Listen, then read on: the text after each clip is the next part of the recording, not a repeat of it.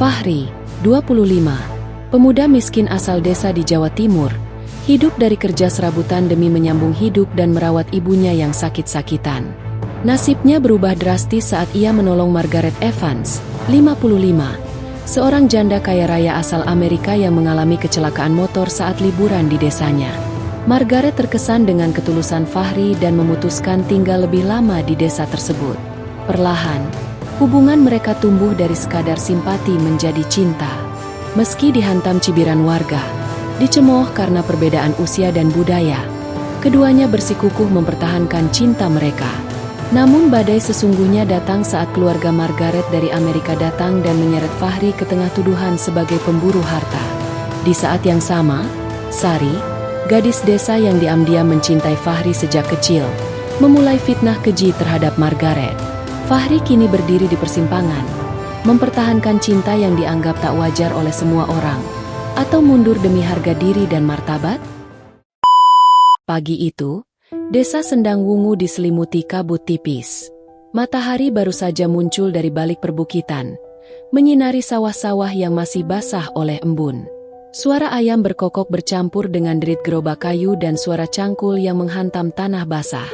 Fahri, pemuda berusia 25 tahun, sedang memikul cangkul di bahunya sambil berjalan menyusuri pematang sawah. Wajahnya legam terbakar matahari. Bajunya lusuh, celananya belel, dan sandal jepit di kakinya sudah hampir putus. Sehari-hari ia bekerja serabutan, kadang jadi buruh tani, kadang jadi tukang bersih-bersih halaman, kadang ikut gotong royong demi sekadar diberi makan. Hidupnya keras, tapi ia tidak pernah mengeluh. Apalagi setelah ayahnya meninggal dan ibunya sakit-sakitan.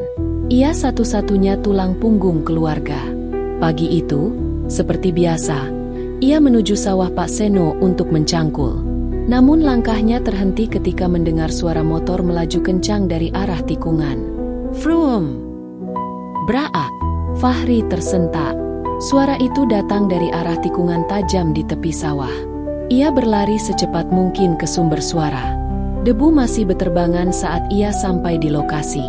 Seorang wanita bule tergeletak di rerumputan, di samping motornya yang terguling. Wajahnya pucat, kaki kirinya tampak berdarah, rambut pirangnya kusut, dan tas ranselnya terlempar ke lumpur. Fahri langsung mendekat. Bu, dengar saya? Ibu bisa dengar saya? Wanita itu membuka matanya pelan-pelan. Nafasnya berat. Help, please, my leg. Astagfirullah. Fahri panik, tapi ia berusaha tetap tenang. Ia menatap luka di kaki wanita itu. Cukup dalam, sepertinya tertusuk ranting. Ia segera merobek kaosnya sendiri dan membalut luka itu sekenanya. Tenang ya, Bu. Saya bantu. Saya bawa ke rumah warga dulu. Wanita itu mengangguk lemah. Dengan penuh hati-hati, Fahri mengangkat tubuh wanita itu ke punggungnya. Ia berjalan cepat menuju rumah Bu Karti, bidan desa yang rumahnya tak jauh dari situ. 2 jam kemudian, wanita bule itu sudah tertidur di kasur bambu milik Bu Karti. Luka kakinya sudah dibersihkan dan dibalut rapi. Fahri duduk di serambi. Wajahnya masih tegang. Tak lama, Bu Karti keluar dari kamar. Namanya Margaret Evans. Dia bilang kesini buat liburan, sendirian. Suaminya baru meninggal katanya, tapi dia bawa banyak uang. Orang kaya. Fahri mengangguk. Dia bisa bahasa Indonesia sedikit-sedikit, tapi tadi bilang dia mau tinggal di desa ini beberapa hari. Katanya suka alamnya. Fahri termenung. Wanita itu tampak berbeda. Meski jelas turis asing, tapi tidak angkuh. Bahkan tadi sempat minta maaf saat dia digendong Fahri. Sore harinya, Margaret terbangun. Ia melihat Fahri duduk di dekat pintu. Senyumnya lemah. You saved me, katanya pelan. Fahri berdiri dan tersenyum canggung. Iya, Bu. Saya Fahri, orang sini. Margaret mengangguk. You, Eri. Mereka saling diam beberapa saat. Lalu Margaret berkata, Can I stay longer here? Di sini? Di desa? Margaret mengangguk. Yes, Pak Aceful. Betterton Hotel. Fahri bingung. Tapi akhirnya ia membawa Margaret menginap sementara di rumah kosong milik Pak Lurah yang memang biasa dipakai untuk tamu. Ia juga bersedia membantu Margaret selama masa pemulihan. Sebagai imbalannya, Margaret memberinya uang cukup besar, lebih dari yang pernah Fahri dapat dalam sebulan kerja keras. Hari berganti hari. Margaret mulai terbiasa dengan suasana desa. Ia suka duduk di beranda, melihat sawah dan mendengarkan suara jangkrik. Ia bahkan belajar masak nasi pakai tungku, dan tertawa saat gagal. Fahri jadi pendamping setianya. Ia membelikan bahan makanan di pasar, menemani jalan kaki sore-sore, bahkan mengajari Margaret membuat sambal. Meski terbatas bahasa, keduanya semakin dekat. Suatu malam, saat mereka duduk berdua di serambi, Margaret berkata pelan, "You remind me of my husband." Fahri menoleh. Maksudnya? He was kind, humble, like you. Fahri hanya tertunduk. Ia tak tahu harus jawab apa. Tapi hatinya mulai merasa nyaman setiap bersama Margaret. Wanita itu jauh lebih tua darinya. Tapi ia tidak merasa terintimidasi. Justru, ada rasa dihargai dan didengarkan yang jarang ia temukan dari orang lain. Tapi tidak semua orang di desa senang melihat kedekatan mereka. Beberapa ibu-ibu mulai bergosip. Itu si Fahri, tiap hari sama bule itu. Jeng-jen. Udah dikasih uang banyak tuh. Lihat aja, sepatunya baru sekarang. Enak ya, miskin dikit, dapat janda kaya. Dan yang paling gelisah adalah Sari, gadis desa yang sejak dulu diam-diam mencintai Fahri. Ia tahu dirinya tak pernah diakui Fahri lebih dari teman. Tapi ia tak menyangka Fahri akan jatuh hati pada wanita asing yang jauh lebih tua. Dasar cowok murahan, gumam Sari dengan mata berkaca. Malam itu, saat pulang dari pasar bersama Margaret, Fahri memberanikan diri bertanya, "Maaf, Bu, kalau saya boleh tahu, kenapa ibu suka tinggal di desa ini?" Margaret tersenyum kecil. "Because this place has something America doesn't have." Apa itu? Sincerity. You. Fahri terdiam. Hatinya berdegup tak karuan. Kata-kata Margaret terasa begitu dalam. "I lost my husband 3 years ago," lanjut Margaret. "I was broken, but now maybe I can feel again." Fahri menunduk. "Saya cuma orang biasa, Bu. Nggak pantas." Margaret menggeleng. "Don't say that." Dan di malam yang sunyi itu, keduanya duduk dalam diam. Tapi hati mereka mulai bicara dengan cara yang berbeda. Kehadiran Margaret di desa Sendang Wungu mulai jadi perbincangan hangat. Awalnya hanya sekadar cerita tentang bule cantik yang kecelakaan. Tapi makin lama, gosip itu melebar kemana-mana. Apalagi sejak warga melihat Fahri sering pulang membawa kantong plastik berisi makanan mahal, dan sandal jepitnya diganti sepatu kulit. "Ih, itu Fahri sekarang tiap hari sama bule itu," katanya jadi sopir pribadi. Celetuk Bu Narmi saat menjemur pakaian. "Ngakunya sopir, tapi masa tiap sore duduk di serambi bareng kayak pacaran?" Sahut Bu Rini sambil tertawa. "Dulu MAH Fahri makan aja susah. Sekarang bisa beli ayam goreng di kota. Gak heran kalau dia betah jagain janda kaya." Tambah Bu Minah sambil geleng-geleng kepala. Fahri tidak bodoh. Ia tahu orang-orang mulai membicarakannya. Tapi selama Margaret tidak terganggu, ia memilih diam. Baginya, Margaret sudah banyak membantunya. Bayaran dari Margaret cukup untuk membeli obat ibunya, dan masih bisa disisihkan sedikit untuk menabung. Margaret sendiri tampak tak peduli. Ia justru semakin nyaman tinggal di desa. Ia mulai belajar bahasa Indonesia lebih serius, bahkan mencoba bergaul dengan warga sekitar. Beberapa anak-anak kecil suka menghampirinya karena selalu diberi permen atau mainan kecil dari kota. Namun tidak semua orang menyambut baik sikap Margaret. Beberapa warga justru merasa terusik. Mereka menganggap kehadiran wanita asing ini membawa pengaruh buruk. Yang paling terganggu adalah Sari. Sari adalah gadis desa berumur 23 tahun, anak dari pemilik warung kecil di dekat pasar. Ia sudah lama menaruh hati pada Fahri, tapi tidak pernah berani mengungkapkan. Ia tahu Fahri adalah pemuda miskin, tapi pekerja keras dan baik hati. Sari merasa cemburu dan sakit hati. Ia tak percaya Fahri bisa jatuh cinta pada wanita bule yang lebih tua, asing, dan dianggap tak sepadan. Fahri berubah. Dulu kalau aku ajak ngobrol, dia senyum-senyum. Sekarang, kayak nggak lihat aku, keluh Sari pada ibunya. Udah, jangan dipikirin. Kalau jodoh, nggak akan kemana, kata ibunya menenangkan. Tapi Sari tidak bisa diam. Ia mulai menyebar cerita ke teman-temannya. Katanya Margaret itu pernah gila, makanya ke Indonesia. Nggak tahan hidup sendiri di Amerika. Ada juga yang bilang dia dulu rebut suami orang. Gosip makin liar. Dan pelan-pelan, image Margaret mulai tercoreng di mata warga. Suatu hari, Margaret mengajak Fahri ke pasar. Ia ingin membeli sayur dan mencoba masak sendiri. Awalnya semua berjalan baik. Tapi begitu mereka sampai di pasar, bisik-bisik mulai terdengar. Itu dia bulenya. Lihat, gandengan sama Fahri. Gak malu ya? Kayak ibunya sendiri. Fahri merasa gerah, tapi Margaret tampak tenang. Ia bahkan menyapa penjual sayur dengan logat Indonesia yang terbata.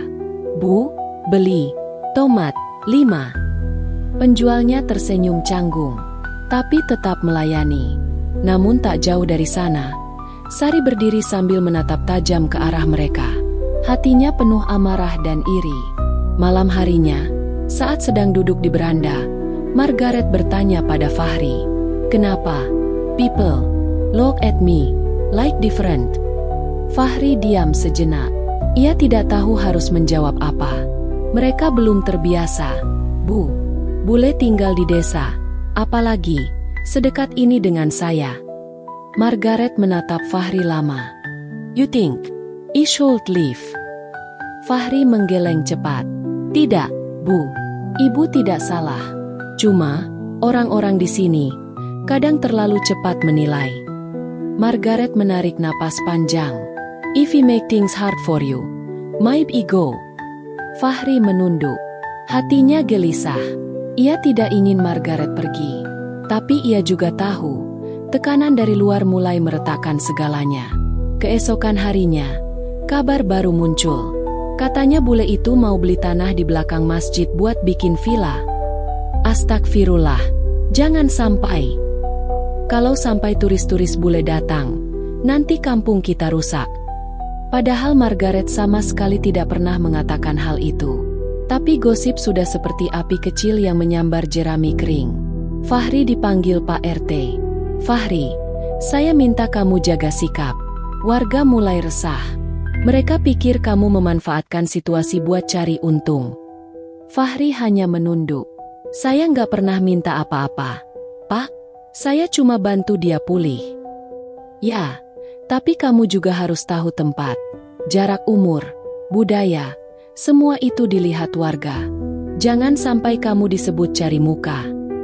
Setelah pertemuan itu, Fahri pulang dengan perasaan bercampur. Ia tahu niatnya tulus. Tapi mengapa semuanya jadi salah di mata orang lain? Sementara itu, Sari makin nekat. Ia datang ke rumah kosong tempat Margaret tinggal, pura-pura membawa kue. Saat Margaret membuka pintu, Sari tersenyum manis. Ini saya bawakan jajanan kampung. Bu, saya bantu Fahri beli di pasar tadi, katanya dengan ramah. Margaret tersenyum dan menerima dengan sopan. Namun dalam hati, Sari tidak benar-benar ikhlas. Ia melihat sekeliling rumah, lalu tiba-tiba berkata, Bu, saya cuma mau bilang, hati-hati sama Fahri. Dia baik, tapi kadang terlalu dekat kalau sudah dikasih perhatian. Margaret mengernyit. Apa maksudnya?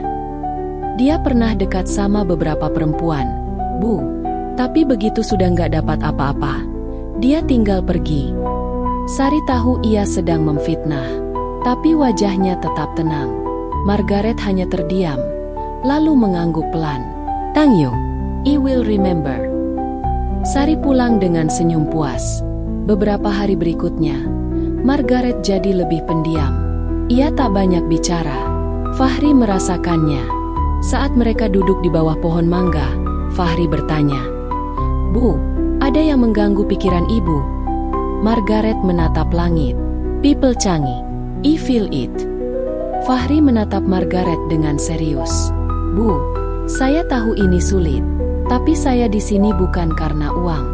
Saya cuma ingin bantu ibu, dan saya nyaman dengan ibu. Margaret menoleh, tatapan matanya lembut, tapi penuh beban. You, different, but I don't want to be your problem. Fahri menggeleng. Ibu bukan masalah. Ibu justru yang bikin saya merasa hidup. Margaret tersenyum kecil, tapi matanya berkaca. Hari demi hari, hubungan mereka seperti berjalan di atas batu tajam. Di satu sisi, ada rasa yang tumbuh makin kuat, tapi di sisi lain, tekanan dari luar membuat semuanya goyah. Warga mulai menjauhi Fahri. Anak-anak tetangga yang dulu sering bermain di halamannya, kini dilarang mendekat. Bahkan ibunya pun mulai bertanya-tanya. Fahri, kamu serius sama bule itu? Tanya sang ibu suatu malam. Fahri terdiam. Saya nggak tahu, Bu, tapi saya nyaman. Dia baik, dan saya nggak pernah merasa dihargai seperti ini sebelumnya. Ibunya hanya mengangguk. Ibu cuma takut kamu disakiti. Di penghujung bab ini, satu hal menjadi jelas. Cinta mereka tak hanya diuji oleh perbedaan usia dan budaya, tapi oleh tekanan sosial, gosip, dan fitnah dari orang-orang terdekat. Cinta yang awalnya tumbuh dari rasa syukur, kini mulai ditantang oleh kenyataan yang tak bisa dihindari. Hubungan Fahri dan Margaret sudah berjalan hampir 2 bulan. Meski banyak yang mencibir dan memfitnah, keduanya tetap bertahan. Margaret sudah bisa berjalan normal setelah luka di kakinya sembuh. Ia pun mulai lebih aktif keluar rumah, berbelanja sendiri ke warung, bahkan kadang ikut menonton acara hajatan warga. Namun cibiran masih terus datang. Terlebih karena kini Margaret dan Fahri terlihat lebih akrab dari sebelumnya. Mereka tak lagi sungkan menunjukkan kedekatan di depan umum. Fahri sering memayungi Margaret saat berjalan ke sawah, bahkan memegang tangannya agar tidak terpeleset. Bagi sebagian warga desa, hal itu dianggap tidak pantas. Udah tua masih gandengan, nggak malu apa? Itu bule pasti cuma main-main. Nanti Fahri dibuang kayak anjing. Astagfirullah, jangan sampai anak-anak kita ngikutin contoh kayak gitu. Desa kecil memang seperti itu. Sekali menjadi bahan omongan, akan terus diikuti dan diadili diam-diam. Tapi Fahri tetap bersikap tenang. Ia tidak membalas, tidak marah, tidak membantah. Ia hanya ingin hidup damai bersama Margaret. Sementara itu, di rumah Pak Lurah, warga mulai mengeluh. Pak, kalau boleh jujur, kehadiran bule itu bikin desa kita nggak nyaman. Banyak yang risih, kata Pak Udin. Apalagi anak-anak muda mulai meniru gayanya. Yang cewek pakai baju kayak turis, yang cowok jadi suka ngomong campur-campur. Tambah yang lain, Pak Lurah menghela napas. Ia tahu Margaret tidak berbuat apa-apa yang buruk, tapi tekanan warga tidak bisa dianggap enteng. Saya akan coba bicara baik-baik sama Fahri dan Margaret, kata Pak Lurah akhirnya. Hari itu, Pak Lurah datang langsung ke rumah kosong tempat Margaret tinggal. Fahri yang menyambut. Margaret sedang di dapur mencoba menggoreng tempe. Permisi, saya cuma mau ngobrol sebentar, Fahri, kata Pak Lurah.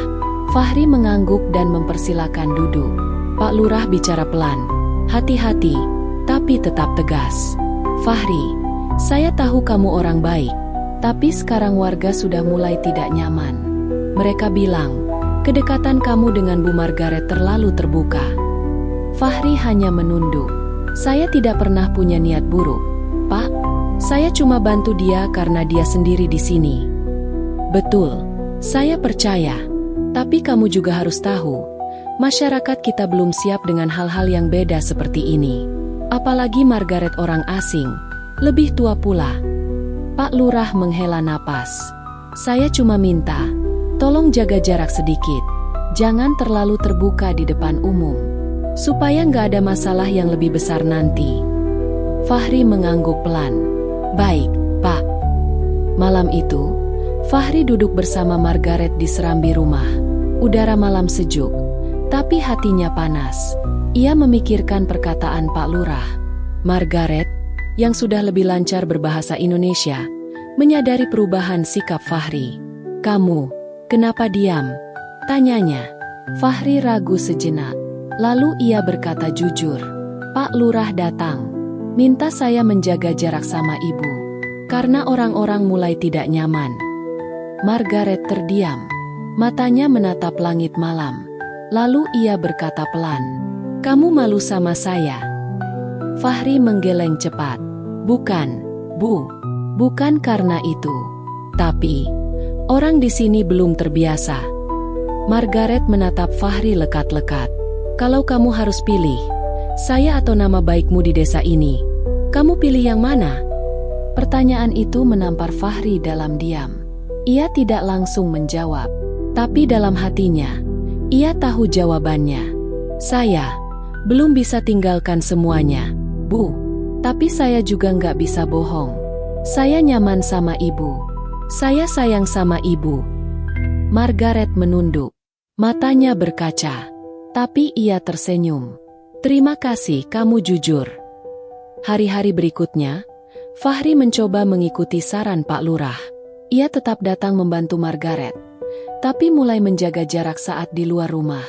Tidak lagi bergandengan, tidak terlalu sering duduk berduaan di warung, dan lebih banyak diam saat ada orang. Tapi Margaret tahu itu semua adalah bentuk tekanan. Dan ia tidak ingin Fahri hidup dalam ketakutan karena dirinya. Pada suatu sore, Margaret mengajak Fahri duduk di tepi sawah. Mereka duduk beralaskan tikar kecil. Margaret membawa 2 gelas teh dan roti dari warung. "Aku mau pulang ke Amerika bulan depan," kata Margaret pelan. Fahri langsung menoleh. "Kenapa?" "Aku pikir, kamu harus hidup tenang. Tanpa omongan orang. Tanpa fitnah. Aku tidak mau kamu kehilangan segalanya karena aku." Fahri menatap Margaret lama. "Tapi saya ingin bersama ibu." "Kamu bilang sayang.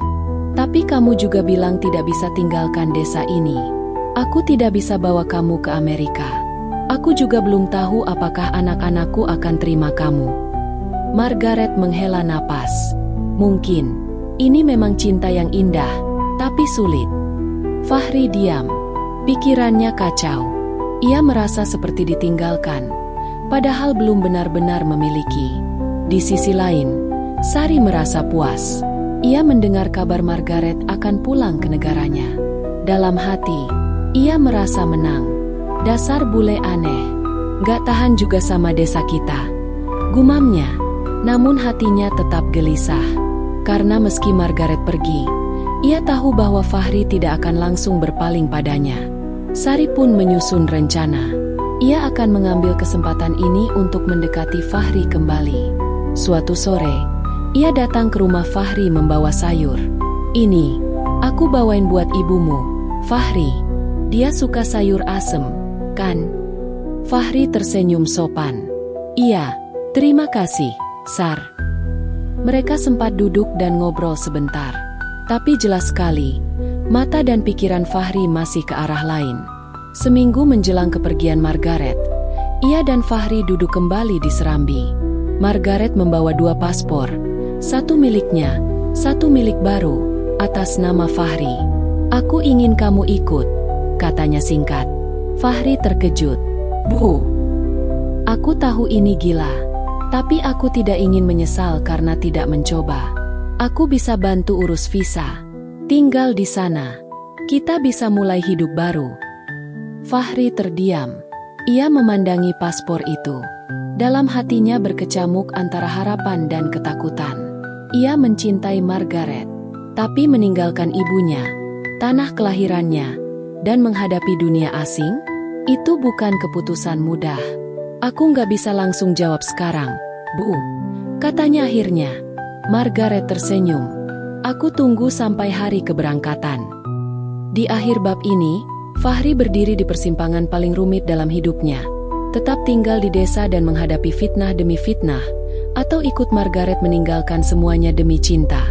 Sudah 3 hari berlalu sejak Margaret memberikan paspor pada Fahri.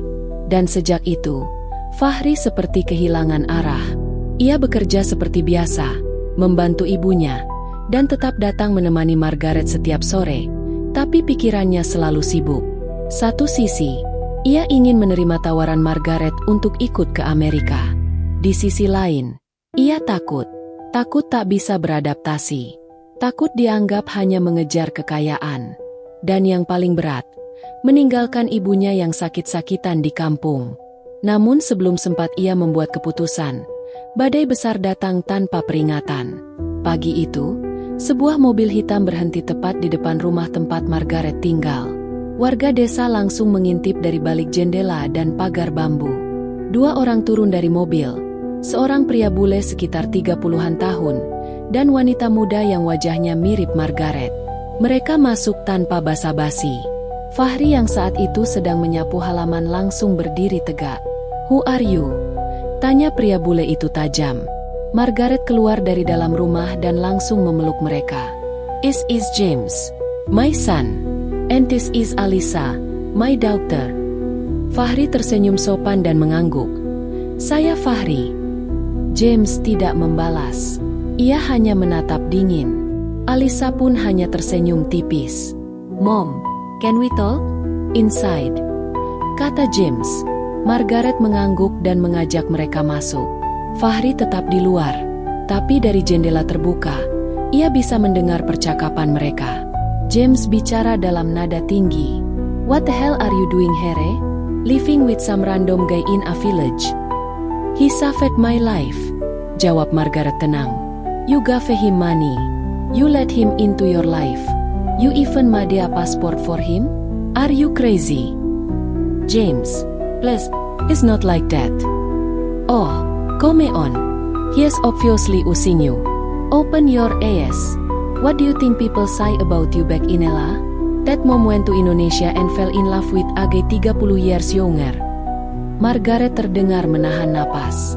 Alisa hanya duduk diam, tapi tatapannya tajam ke arah ibunya. "Did he even tell you his background?"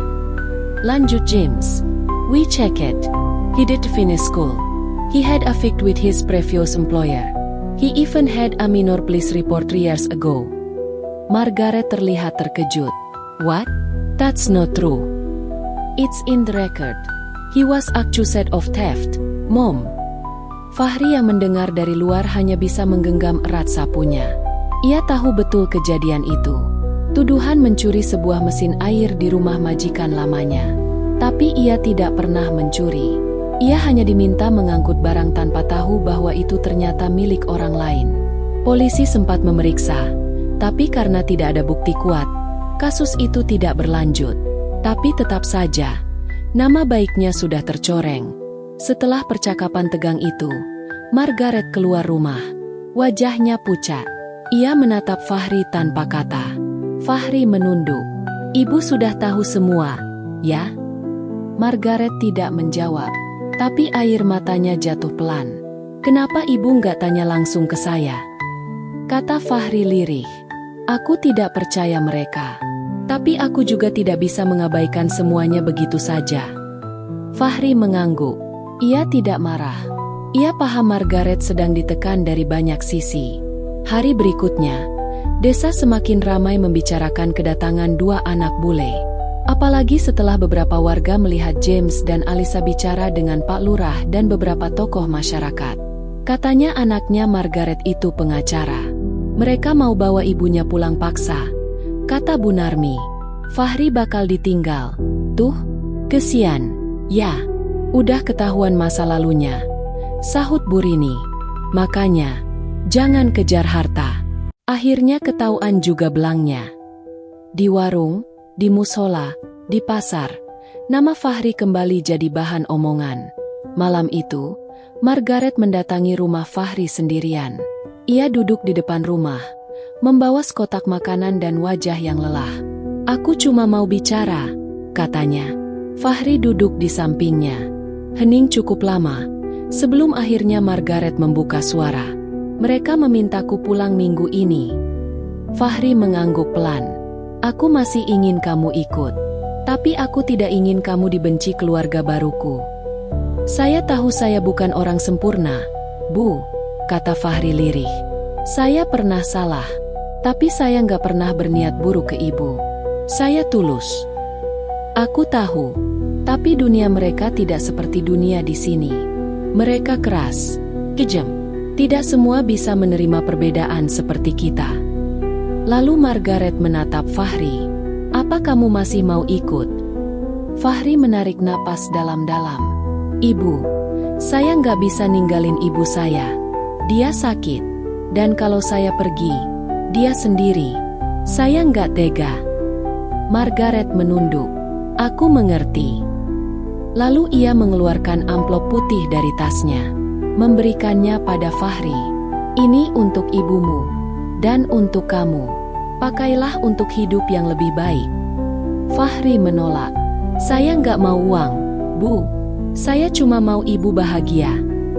Margaret menatapnya lama. Lalu, ia menangis. Kalau begitu, kita harus pisah. 2 hari kemudian, mobil hitam kembali datang. Margaret pamit dari desa. Beberapa warga datang sekadar melihat. Sebagian hanya menonton dari kejauhan. Fahri berdiri di depan rumah bersama ibunya.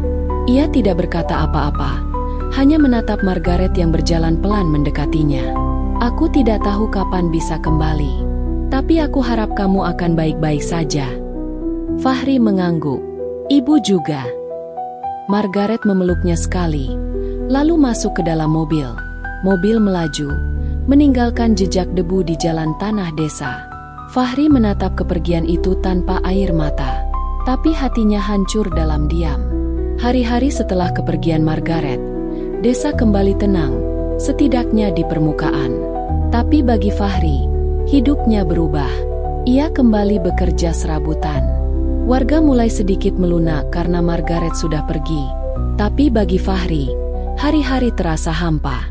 Sementara itu, Sari kembali mendekatinya, membantu ibunya memasak, datang membawakan makanan ke rumah Fahri, dan sesekali mengajak ngobrol.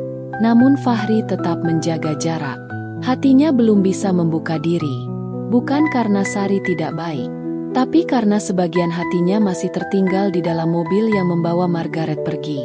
3 minggu sudah berlalu sejak Margaret pergi dari desa. Meski kepergiannya sempat membuat heboh, perlahan-lahan keadaan kembali seperti semula. Warga sudah mulai melupakan semua kegaduhan yang ditimbulkan wanita bule itu. Tapi tidak untuk Fahri. Setiap pagi, ia masih berjalan sendiri ke sawah. Setiap malam, ia duduk di depan rumah memandangi langit. Dalam diam, ia menunggu, meski tahu kemungkinan Margaret kembali sangat kecil. Ibunya juga semakin memburuk. Nafasnya kerap sesak, dan batuknya tak kunjung reda. Fahri sempat membawa ke puskesmas, tapi dokter bilang butuh perawatan lanjutan di kota. Biayanya besar. Fahri jadi semakin sering menerima kerja apapun yang ditawarkan. Angkat-angkat pasir, perbaiki atap bocor, bahkan membantu bersihkan kandang ayam. Semua ia kerjakan demi menabung. Di tengah rutinitas itu, ada satu orang yang semakin rajin hadir, Sari. Sari adalah gadis desa yang sejak lama menyukai Fahri. Waktu dulu, ia diam-diam sering datang ke warung hanya untuk melihat Fahri membeli rokok atau mie instan. Ia tidak pernah benar-benar menyatakan cinta, tapi semua orang tahu dia suka Fahri. Setelah Margaret pergi, Sari merasa ini saatnya. Ia mulai rutin datang ke rumah Fahri. Kadang membawa gorengan, kadang membawa daun singkong untuk dimasak ibunya. Alasannya selalu ingin membantu. Tapi jelas, ia ingin lebih dari itu. Suatu sore, saat Fahri sedang memperbaiki pagar depan rumah, Sari datang membawa 2 gelas es teh dan senyum lebar. Capek ya, Ri? Nih, aku bikinin teh dingin. Fahri menerima dengan sopan. Makasih, Sar.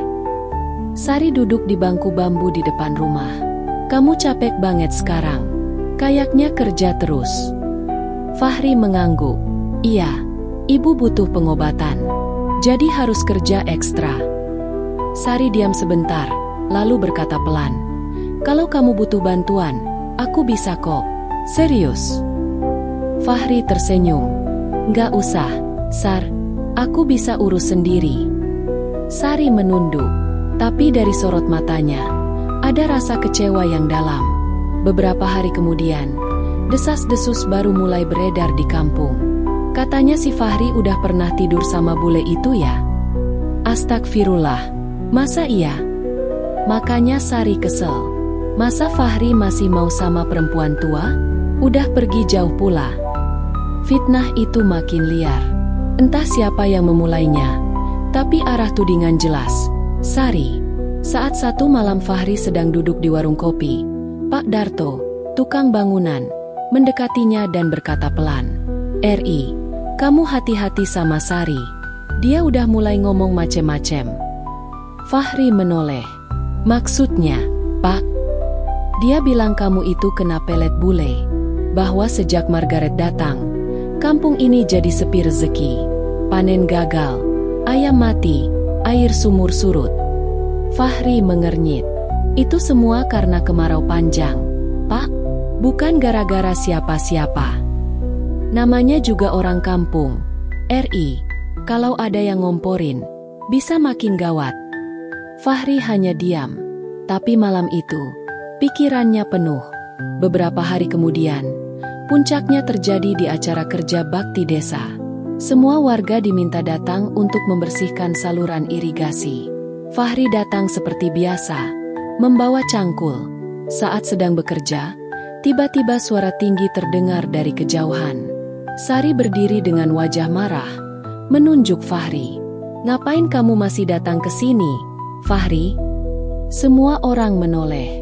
"Kamu pikir kamu pahlawan? Cuma karena nolong bule? Dia udah pergi, Fahri.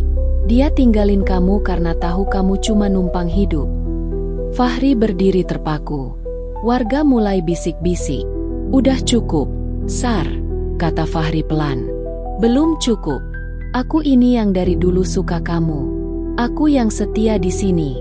Tapi kamu malah milih perempuan tua yang bahkan bukan orang sini." Sari menangis. Tapi air matanya bukan karena sedih, melainkan karena harga dirinya terluka. Sejak bule itu datang, kampung ini jadi aneh. Banyak yang kena penyakit, panen gagal, air sumur kering. Kamu pikir itu kebetulan? Itu semua karena perempuan itu bawa sial. Fahri mencengkeram cangkulnya, tapi ia menahan emosi. "Kalau kamu benci aku, nggak apa-apa. Tapi jangan fitnah orang yang udah nggak ada di sini. Dia nggak akan balik. Fahri, kamu cuma buang-buang waktu." Fahri pulang lebih awal hari itu. Ia tidak sanggup mendengar bisik-bisik warga. Bahkan beberapa orang yang dulu memujinya karena menyelamatkan Margaret, kini ikut menjauh. Ibunya melihat wajah anaknya muram. "Fahri, kamu kenapa, Nak?" "Nggak apa-apa, Bu." Tapi ibunya tahu. Ia memegang tangan Fahri dan berkata pelan, "Kadang, kebaikan yang besar justru akan diuji dengan luka yang besar juga." Malam itu, Fahri duduk di teras. Angin berhembus pelan. Ia memikirkan semuanya. Margaret, desanya, ibunya, dan fitnah yang kini mengarah padanya. Hatinya panas. Tapi ia sadar, melawan dengan marah hanya akan membuatnya terlihat bersalah. Ia harus tenang. Ia harus kuat. Karena cinta yang tulus tidak perlu pembuktian dengan kata-kata, tapi dengan waktu. Dan malam itu, untuk pertama kalinya sejak Margaret pergi, Fahri membuka amplop putih yang dulu pernah ditolak. Di dalamnya ada uang dolar, beberapa dokumen, dan sepucuk surat. "Fahri, jika kamu membaca ini, artinya kamu sedang terluka. Tapi aku harap kamu tahu, aku percaya padamu. Jangan biarkan dunia mengubah hatimu. Karena hatimu itu yang membuatku jatuh cinta. Margaret." Air mata Fahri jatuh perlahan, tapi bukan karena lemah. Justru karena ia tahu, di balik segala kebisingan dan fitnah, masih ada satu orang yang percaya padanya sepenuh hati. 3 hari setelah Fahri membuka surat dari Margaret, pikirannya belum juga tenang. Kalimat-kalimat dalam surat itu terus terngiang dalam benaknya. Ia merasa dikuatkan, tapi juga bertanya-tanya, kenapa Margaret pergi tanpa pamit langsung? Dan kenapa kini malah kirim surat? Pagi itu, Fahri kembali pergi ke ladang seperti biasa. Langit mendung, Tapi belum turun hujan. Saat dia sedang mencangkul, seseorang datang tergopoh-gopoh ke sawah membawakan amplop coklat besar. "Fahri, Fahri!" teriak lelaki itu. Fahri berdiri dan menoleh. "Itu Pak Kepala Dusun, Pak Raji. Ada surat buat kamu. Dari luar negeri. Kiriman dari Jakarta. Kayaknya diantar ke rumah Pak RT dulu." Fahri menerima surat itu dengan tangan berdebar. Di bagian pojok tertera alamat pengirim. Margaret Evans, New York, USA. Jantungnya berdetak kencang. Ia segera pulang dan membuka surat itu di kamar, sendirian. Isinya bukan hanya surat, tapi juga tiket pesawat, lembar-lembar informasi rumah sakit, dan sebuah cek bertuliskan nominal $15.000 Amerika. Fahri nyaris tak percaya dengan apa yang dilihatnya. Ia langsung membaca surat Margaret. "Fahri, aku tahu kepergianku meninggalkan banyak pertanyaan. Maaf karena aku tak sempat mengucapkan selamat tinggal dengan layak. Aku harus kembali mendadak karena urusan hukum atas warisan suamiku. Tapi bukan itu yang paling penting. Aku memikirkanmu setiap hari. Aku tahu kamu sedang menghadapi tekanan dari desamu. Aku tahu kamu mungkin dicaci, difitnah, dan dijauhi. Tapi aku juga tahu kamu cukup kuat untuk menghadapi semua itu. Aku ingin membalas semua kebaikanmu, meski aku tahu kamu tidak pernah memintanya. Maka ku persembahkan ini, tiket untuk datang ke New York, jika kamu mau, dan sejumlah uang untuk ibumu. Uang itu tidak mengikat, tidak untuk membelimu, hanya tanda terima kasih. Gunakan untuk pengobatan ibumu atau apapun yang kamu butuhkan. Kalau kamu tidak siap ke sini, aku akan kembali ke Indonesia. Tapi tunggulah aku sembuh dari penyakitku. Ya, aku juga sedang sakit. Kita berdua sedang berjuang, bukan? Aku rindu. Margaret." Fahri memejamkan mata. Ada rasa haru yang menghangatkan dadanya. Selama ini ia hanya diam, memendam, menahan malu dan marah. Tapi hari itu, dia merasa hidup memberinya harapan lagi. Fahri tidak langsung memberitahu siapapun tentang surat itu. Ia menyimpan semuanya dengan rapi. Tapi malam itu, ia memutuskan untuk berbicara pada ibunya. "Ibu, ada sesuatu." Ibunya menoleh pelan. Napasnya kini dibantu dengan inhaler buatan klinik. Fahri menunjukkan surat Margaret dan cek dolar. Ibunya membaca pelan, lalu menatap Fahri lama. "Dia orang baik, ya?" "Iya, Bu. Dia tidak pernah menuntut apapun. Dia pergi karena harus. Tapi dia nggak pernah lupa."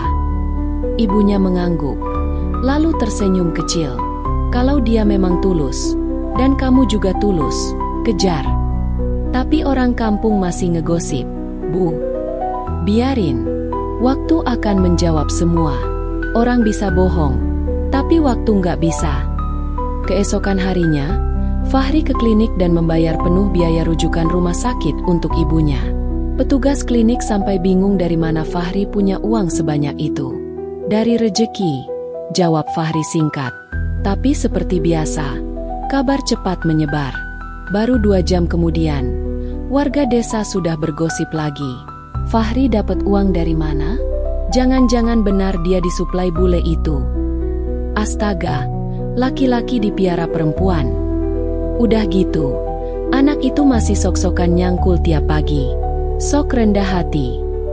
Namun kali ini, Fahri tidak menggubris. Dia terlalu sibuk menyiapkan keberangkatan ibunya ke rumah sakit besar di kota. Ia menyewa mobil pick-up untuk mengantar sang ibu, membelikannya selimut baru, dan menyiapkan semua dokumen. Di saat bersamaan, Sari yang mendengar kabar ini hanya bisa menatap iri. Ia melihat Fahri kini lebih tegar, lebih sibuk, dan lebih percaya diri. Rasa cintanya berubah jadi amarah. Tapi jauh di lubuk hati, ia tahu, ia kalah. Bukan karena Margaret lebih kaya, tapi karena Margaret membuat Fahri menjadi lebih baik. 2 minggu kemudian, ibunya Fahri menjalani operasi kecil untuk paru-parunya di kota. Prosesnya berjalan lancar. Dokter bilang kondisinya stabil, dan kemungkinan sembuhnya tinggi jika terus dirawat. Fahri kembali ke desa dengan rasa syukur yang besar. Di teras rumah, Ia duduk sambil memandang langit. Kali ini bukan dengan raut sedih, tapi dengan tatapan yakin. Dan malam itu, untuk pertama kalinya dalam hidupnya, ia mengetik balasan untuk Margaret melalui email yang dia buat dibantu petugas warnet. Margaret, terima kasih sudah ingat. Suratmu seperti cahaya setelah hujan deras. Aku tidak pernah menyalahkanmu pergi. Ibu sekarang sudah dioperasi. Terima kasih untuk bantuannya. Aku tidak bisa membalas, tapi aku akan terus berdoa untukmu. Aku tidak tahu bagaimana cara hidup di New York. Aku masih petani, masih pakai sandal jepit, tapi aku ingin mencoba. Kalau kamu masih menungguku, aku akan datang. Mungkin aku akan jadi yang paling kaku di kotamu, tapi hatiku akan tetap untukmu. Beberapa hari kemudian, surat balasan dari Margaret datang lagi. Kali ini hanya satu kalimat di akhir. Kalau kamu datang ke sini, kamu tidak akan jadi petani yang kaku. Kamu akan jadi pria yang mengubah hidupku. I'll wait. Dan malam itu, Fahri mulai belajar satu hal kecil yang belum pernah ia lakukan. Membuka video YouTube tentang kehidupan di New York. Karena kini ia tahu, tujuan hidupnya bukan lagi hanya bertahan di kampung kecil, tapi mengejar cinta yang luar biasa, meski jaraknya setengah dunia.